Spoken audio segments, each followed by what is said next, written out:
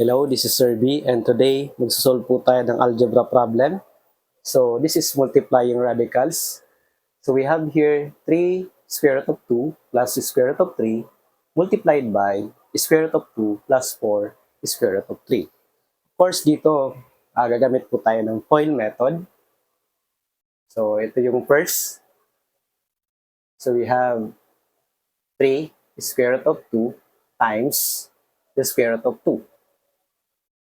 And then,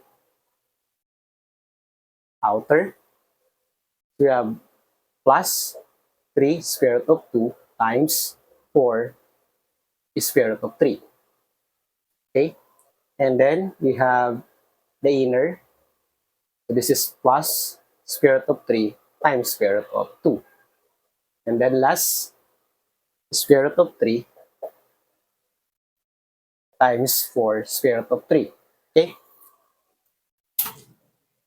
So, from the law of radicals, kapag nakakita tayo ng ganito, if you have square root of A times square root of B, ito po ay equal sa square root of A times B. So, pwede natin siyang ipagsama at ipag-multiply yung A and B. Okay? So, ibig sabihin dito, this is 3 times the square root of 2 times 2, 4. So, mamaya na po natin siya isimplify. Isa-isayin lang po muna natin. So, this is 3 times 4, 12, square root of 2 times square root of 3, that is square root of 6. So, plus, ito naman, square root of 6. And then dito, 4 or plus 4, square root of 9. Okay? So, simplify na po natin. Alam naman natin na yung square root of 4 ay 2. So, 3 times 2 plus 12 square root of 6.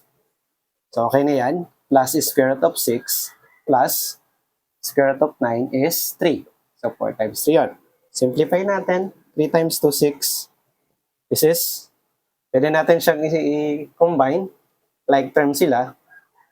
So, kopyahin natin yung square root of 6 and i-add 12 plus 1. So, that is 13. And then, plus 12. So, pwede natin itong i-add 6 and 12 kasi pareho silang number. Pero hindi natin siya pwedeng i-add dito sa 13 kasi meron siyang square root of 6.